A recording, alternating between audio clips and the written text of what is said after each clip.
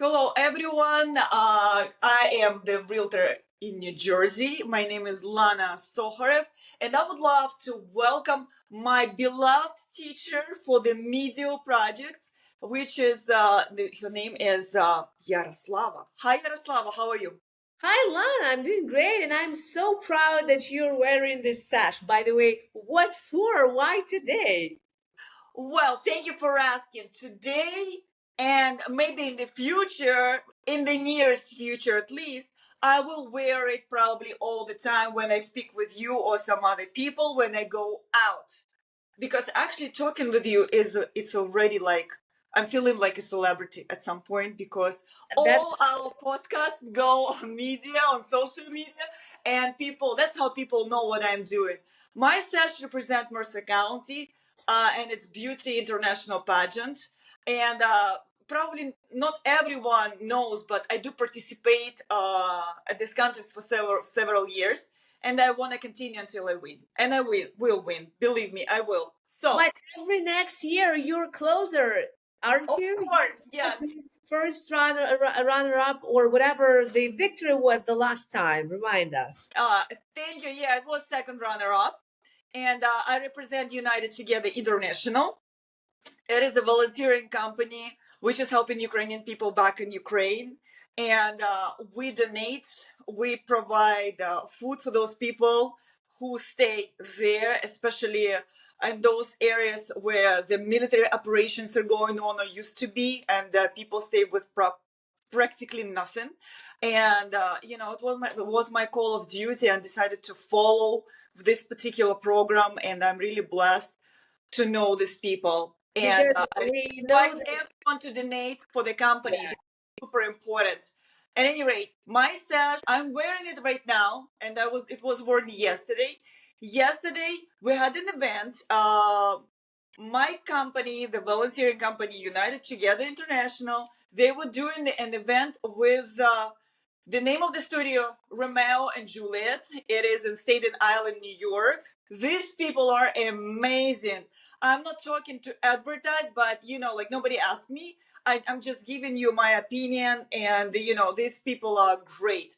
Actors, theater people, all arts projects, they are there. If you want to send your child over there, you will never, ever, ever say something not just positive because people know what they're doing. They're super for professional and they are really nice musicians. And I had just had such a beautiful time with them. And I cannot really be And quiet about it. this is more than just this sense, just meaning for you, this sash, because it's like a very huge attention grabber, and to pay attention of the society that beauty saves the world, because beauty is the weapon and we know how to use it. And I'm happy for it. But today we have a topic which you announced, and I'm really super excited about it because you presented me as a media a trainer. I hope to be on the same page with you and following different trends of my students. And today, you, as a real estate agent, you represent the very important topic, which is 10 best or unique or necessary, most necessary questions to the real estate agent. Which are what are those? We will figure out just in a few minutes. So tell me, what typical questions people ask you when they want to buy or sell the house, and who is in the most profitable position, the buyer or the seller? Before we start the program, actually, I would announce what exactly I would like to talk today, about. First of all, I want to cover the National Association Realtors settlement with the court because it's super important to cover. Also, it concerns all the buyers agents and the whole industry. Also, I would like to cover any kind of questions which you would like to ask realtor while you're in the process of thinking about buying a house. I And have written down some. yes, of course. So yeah, you can go with the questions like this, especially like the steps of buying and what exactly to expect during the purchase. So if I am a buyer, where I should start my process from? You usually start the process from just remember how you do it. I guess everyone is house hunting. Probably I'm judging like me when I'm doing during my free time. I go on Zillow or Trulay.com and enjoy my 15 minutes meditation before going to sleep. House hunting. So you usually, what the world changed and people go online for house hunting in most cases. So that's how they actually find the realtors, and not really only realtors, but at least they have a chance to take a look at the property when they're ready. Okay, but if I want to smell a house, if I want to feel inside, how can it be possible online? It seems to me that's a very important question because a lot of people they move from state to state. That's why they're interested in buying a new house. But I cannot be physically present there wherever I wish to go because of many duties on the local like area. So what should we do? What is the main life hack? How to fill the house remote?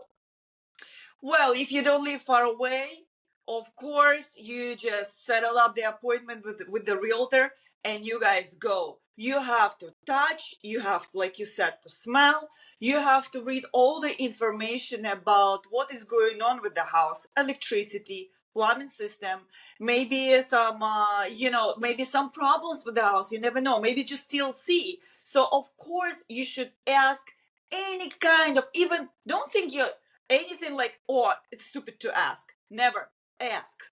But Ask can all I trust the realtor regardless. for 100%, or they may trick me? No, realtors. Every 2 years, we actually, when we receive the license, it's truth. Correct me if I'm Clear wrong, on but a it's truth. license, never Yes, could. like yes, it's an oath exactly that you are representing buyer's or seller's side, and this is your part of the deal, and you have to be as transparent as you can be and work as ethical as you can. You have to have ethics as whatever. It's just on the best. Um, I'm looking for the word, but like you That's understand what I'm saying. possible. Correct. So yeah, ethics goes first. So there is no way a realtor, because realtor can be responsible. And We can don't be. want to be responsible. We wanna help and be happy with everyone as well as you want to be happy with the purchase, because this is your place where you're gonna live. Do you have any like similar checklist or some notions that we should be aware of in terms of choosing the new property? For example, maybe you will recommend to pay attention at the new construction houses or only like ready to build. Or should we consider stereotypically we usually neglect some points in terms of old houses? We like understand that this house probably is the money I don't know, money charger probably will be for you because it's an old house and probably you will have problems with a lot of different issues. So is it this much stereotypically or not? No. Why? Because every person is looking for their own place. And if it's new construction, you have to consider one price. If it's not new construction, the price can be different. Yeah, it's not only the price, it's a location, first of all, because that's what dictates actual price, the location of the property. So, of course, we have to, me as a realtor, I have to ask how many people in the family. Do you guys have children? What exactly you want to do on the property, because people are looking maybe for the farms, or they want to do some after service and live on the property as well, or people want to maybe buy a house which would offer some business, maybe have a store on the first floor and live on the second floor. So it all depends. Or maybe just multifamily housing, right, where it's rentals and you don't live there, you live in your own place. Or a single house where you live in the community and still pay HOA. Or you want to live somewhere in the woods but nearby the infrastructure. It all depends what exactly you're looking for. That's my best answer for you. By the way, yeah, it's interesting to think outside the box and outside the house. What do you want this house to be for you as what? What do you, by the way, think about Airbnb houses as a business? So if you buy a house somewhere, you won't live there, but you use this house as an Airbnb property. Will it be the great income source or not? It looks like Airbnb used to be prosperous for several years. I'm not sure what is going on now, but according to my research, Airbnb is a little bit complicated because the neighbors can complain, first of all, if the house is somewhere near the neighbors, those people who live near this property, which is Airbnb. So the best case scenario, to the best of my understanding, would be to have such a house, but have it on your property where you could actually visually see what is going on, that it's not misused, nobody is doing anything crazy in the house. You can take care of the property when people leave, and you can control those people, but not being, visible. So people would know that you're somewhere around and they're under control, but they are having their free access according to the rental agreement, etc., etc. I think it's Sounds the difficult. Sounds because difficult. yes, because when you have even like 2 hours away property, for example, I live in New Jersey. There are a lot of people who are having second houses, for example, in Poconos. And I heard these stories how people go to use, they're using Airbnb service and stuff. And it's hard to control 2 hours of driving, maybe like once a week or something, or maybe twice a week can be, it seems like nothing, it's maybe 2 hours, but coming back again 2 hours, and you have to clean it. So you don't want to do it, someone has to clean it. They have to be responsible, this particular cleaning company. And believe me, when I go there and I use Airbnb, me personally, I take my own sheets. I don't trust.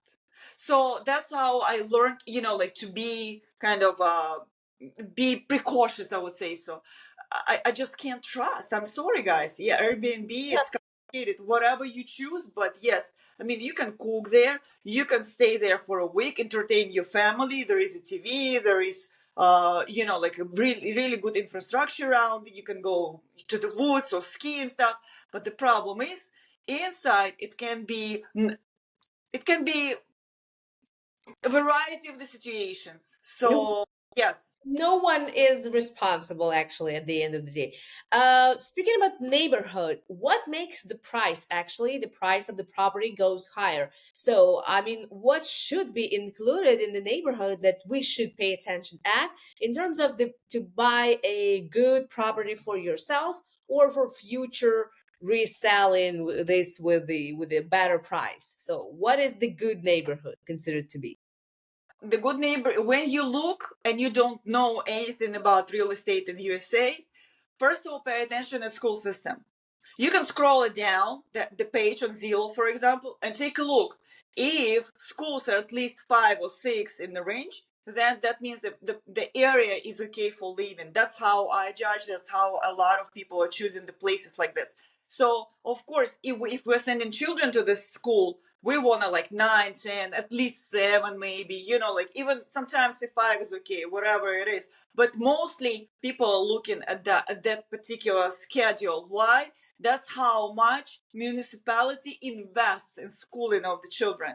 So that's how they're being educated. And if municipality invests a lot of money in education, that means it's a good area. People are they are able to pay taxes, so the schools are in a good shape. What else is included? Probably parks or public transportation. Will that affect the price? Schools is the best Hmm. because schools.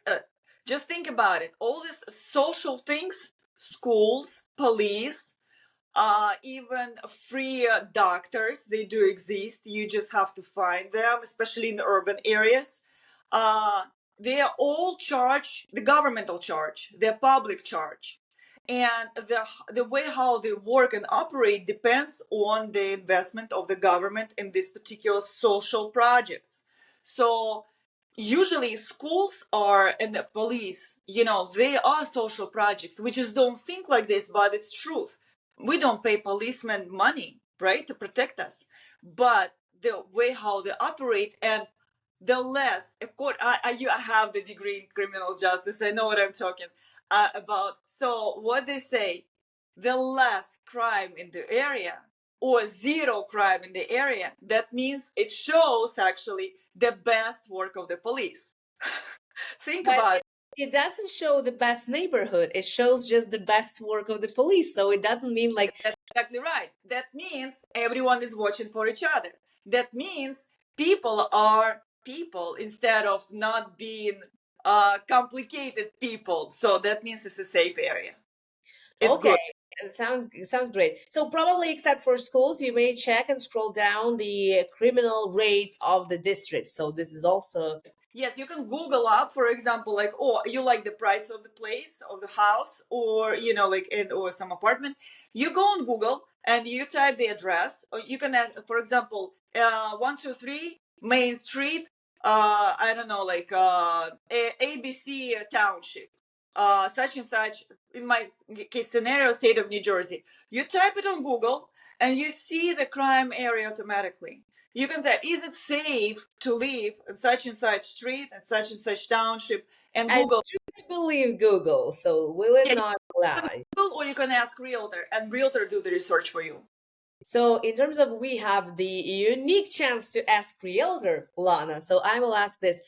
Can you walk us through the home buying process from A to Z, step by step? What should we expect? So, first, we should figure out the area, the budget, whatever is going on, and then contact Realtor. Then, what to expect then?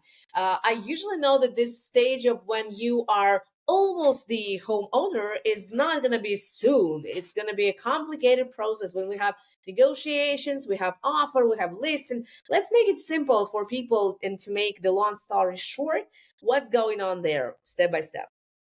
Get prepared financially. Do you have do really work on your credit score? It has to be really good, so you would have a really good loan from the Meaning, loan. which one should it be? It should be 700 and upper. That's the best. So the loan officers will always explain what is going on, what kind of percentage you would receive, the interest according to your credit score. When you're approved, they explain every single detail, and never be shy to ask, because this is your money. Also think about, like, if you're the first time buyer, it can be 3% down payment. If you are a second time buyer or you just don't want to use it for some reason, this program, 20% down, which is you have to get ready not only with finances, also with financing as well, if you don't have the full cash amount on your checking account. So that's the story basically. And once you're done, once the finances are there, you're choosing the place, you go and tell guys, I wanted to buy this place. And it's maybe you will not even buy that place if they have multiple offers. So it's tricky, it's weird, like you have money but you cannot really buy the place, like what? And it's a big question, and it's truth, it can happen. You will not be able to, because there are some people who want the same exactly place and they're offering more.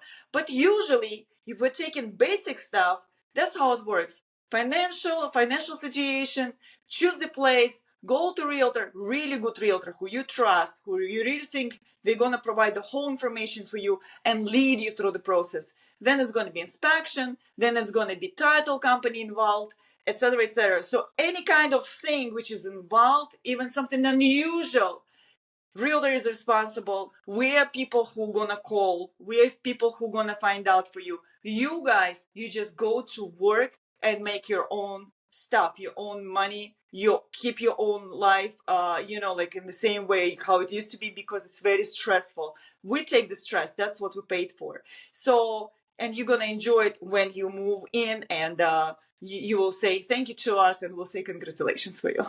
Oh, that's the main words we are expecting to hear actually from you. And so, how many months or days or weeks are between I am ready to buy a house until congratulations, according to your strategy? It depends on the situation again. It's first was from day one. until the day of the closing can go. Maybe it can go like maybe the closing can be done within 2 weeks, or the closing can be done within 3 months, or a little bit longer. It all depends on your situation. If the title has no cloud on it, the cloud means some problem with the house. Maybe there was some lien on the house and people are selling this place, but they didn't even know that there was maybe some mechanical lien, for example. Like mechanical lien is where, for example, you were fixing something, maybe the roof, and the owner of the house wasn't able to pay for that roof to the roofer. Situations can be different. Maybe he forgot, maybe he didn't have money and stuff. So there was a mechanical lien, for example, from the roofer. And so the roofer, when the house sells, the roofer will receive the money first. And then the owner of the house, etc., etc. So you should know what was going on, or maybe there was some inheritance, and this is estate and inheritance. They have to kind of split the price maybe for 5 people because there were five brothers and sisters. So that's the thing. So you have to go through the process, like I said before. And of course, that's obvious. So probably it's better to contact the real estate agent. And my opinion is that listening to you, Lana, I think that people should not be obsessed by one property only, because usually it happens that you will not get that piece of pie that you expect for. You don't have to be obsessed with anything, but if you fall in love with the place, you'll find the means, you'll find the ways how to get the property. I am sure if this is yours, it's going to be yours regardless. So, of course, for example, if you are among 10 people who outbid you and you're the last one, there are a lot of choices for something else, that's for sure. Maybe you'll find something better, because today one property is closed, but tomorrow some property would go for And sale. this is my question. Usually, realtors, they say in terms of selling the house, of course, they make it more beautiful and stories about the house and the place. And they usually say this phrase that usually, typically, the houses in this area, they go fast. Like they are on the market not more than 30 days. And for example, if it happens that one house is on the market where all other houses are selling really fast, this house is like for half of the year and people are trying to sell it, they're trying to drop the price down, but it didn't sell, it didn't go forward. So what does it mean for people? Maybe there are some problems with this house, or what typical questions or concerns should the people have? I love this question. And actually, I was listening to one of those podcasts about real estate. Yes, I learned. Realtors always learning about real estate, believe us, because otherwise there is no way to work with every kind of situation. We have to be prepared. So we learn, we read, etc., etc. There was a question about it. I think, and I really support that mentor who was given this answer several days ago to me.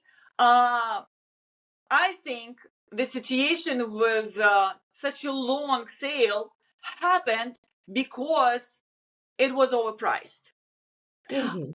If this is a good area and there is no problem, and we know that the problem, there is no problem with the house, like everything is great, why didn't sell? There are so many people who are having this, like they are prepared already. They want to buy something, and everyone is buying. This particular house went by somehow, and then got this listing got expired. That's a reason actually to change the realtor, Mm. because something went wrong. That's what it is. And people really think that, why, what's the problem? Like you just asked me the same question. Maybe there was no problem at all, or if there is a problem, it should be disclosed. Mhm. So So the elder is the final person who will be responsible for all the ongoing process of the deal. realtor is responsible for selling the house. That's what we signed the contract for. Mr. Seller or Mrs. Seller, we are working with you, and let's sign the contract for half a year, for like 180 days. And you as a seller may think, my house has been already for 3 months on the sale and nobody bought it. Is it too long? Maybe.